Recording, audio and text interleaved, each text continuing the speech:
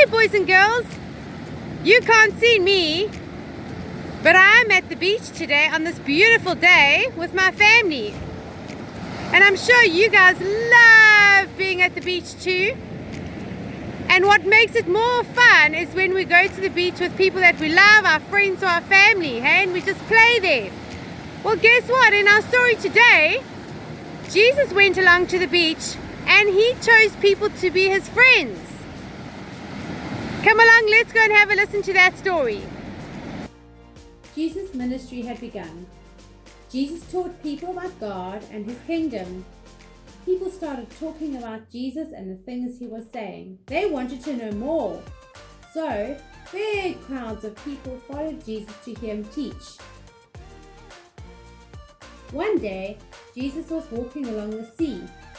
He saw two brothers, Simon, who was called Peter, and Andrew. Peter and Andrew were fishermen. They were throwing nets into the sea to catch fish.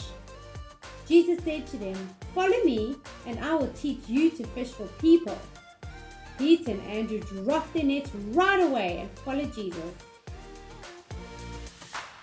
Later, he saw two more brothers, James and John. James and John were in a boat with their father. The men were fixing their nets. Jesus talked to them and they got up too. James and John left their father and their boat and they followed Jesus.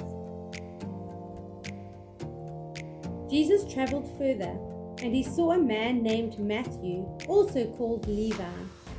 Matthew was a tax collector sitting at an office where people paid taxes.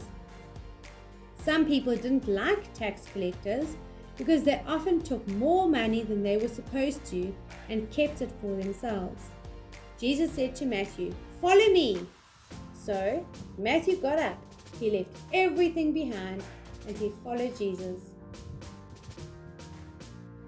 Matthew had a big party at his house for Jesus and his friends. Tax collectors and other sinners came.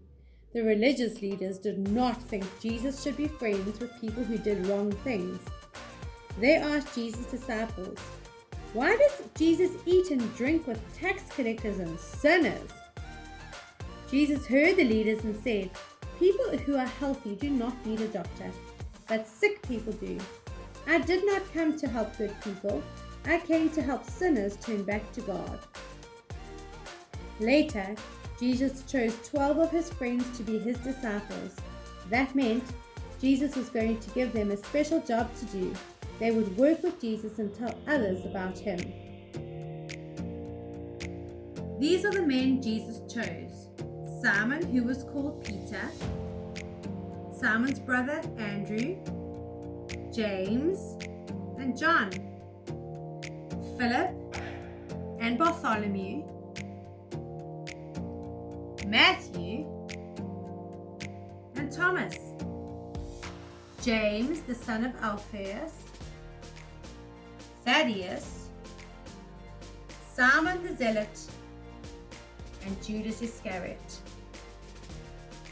So we see that Jesus chose 12 guys to be his good friends. Those friends were going to spend time with Jesus. They were going to learn about his ways, his ideas, his thoughts. They would be his best friends. They would go everywhere with him and they would also tell other people about Jesus.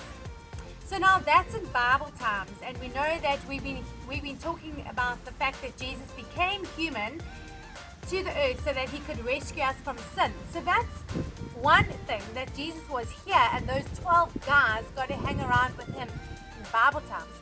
But what about today when we know that Jesus is not here like in real life flesh, but he's left his Holy Spirit as his gift with us, and we get to know Jesus through the Holy Spirit.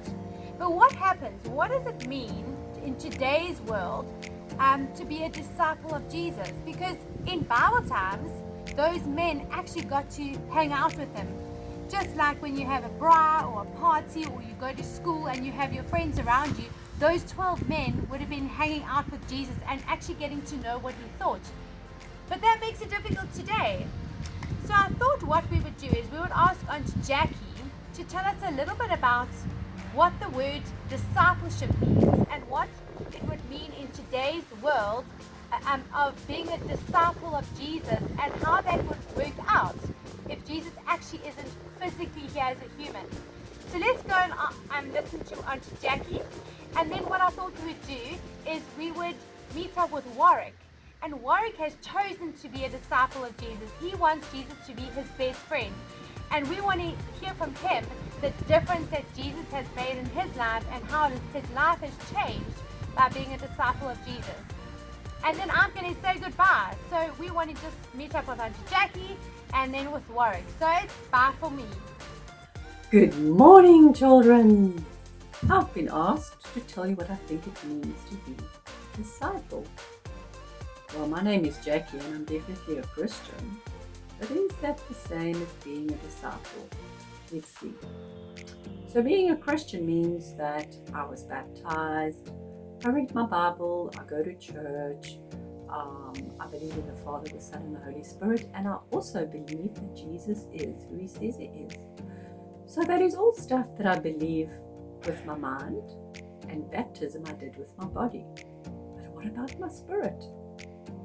I wonder if discipleship is being very good, a very good boy or girl, and also following all the rules of the Bible 100%. I mean, who can do that? That is so hard. Following rules is quite hard, hey? And maybe it means being at church every single Sunday. But that's all about doing stuff, trying to be good. That's not what discipleship is.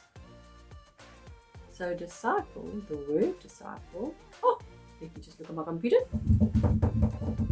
Okay, that wasn't the computer, it was the desk. A disciple means learner. That sounds familiar. You guys are learners at school, right? The teacher teaches your brain at school. So the teacher, if you don't understand work, they explain. Well, a good teacher explains it. A bad teacher says, just because you didn't get 100% for this test, you now have to go sit in the naughty corner. But a good teacher takes the time to explain stuff to you until you get it up here. Then next time you write the test, it won't be so bad. So what does Jesus do? Jesus teaches our spirit inside. Well, our spirit is actually everywhere because we are the temple of God and the Spirit of God lives in us. So his spirit teaches our spirit. So we actually are disciples because we allow Jesus to teach our spirits. And it's not about being a goody two-shoes, but it's allowing ourselves to hear his little voice. I hope that helps you. Hi guys, so the Lord has done so much for me in my time of following him. I think one of the most apparent things is the way I used to live my life. You see, I grew up in a Christian home and I thought I believed in God and I thought I followed him, but in reality I didn't, just because the fact that I hadn't made that decision for myself. Just because my parents believed and brought me up in a Christian home didn't mean that I was saved, and because of that I wasn't living the Christian life, and I got into some things that I'm not proud of, some pretty bad things, and that led me to live a pretty bad life. And God took someone like me who was living a bad life and committing a lot of sin, and just someone that you couldn't be proud of, and he took me and turned my life around. I'm now on the worship team. He's blessed me with knowing how to play guitar. He's blessed me with being able to share it to others. It's been quite a journey, and he's put so many blessings into my life, and that's just, it's really, really amazing to see how the Lord can impact you, even when you think you've gone down a bad road. But the Lord has continued to bless me, and I'm sure he will continue to bless me. He's been very, very faithful.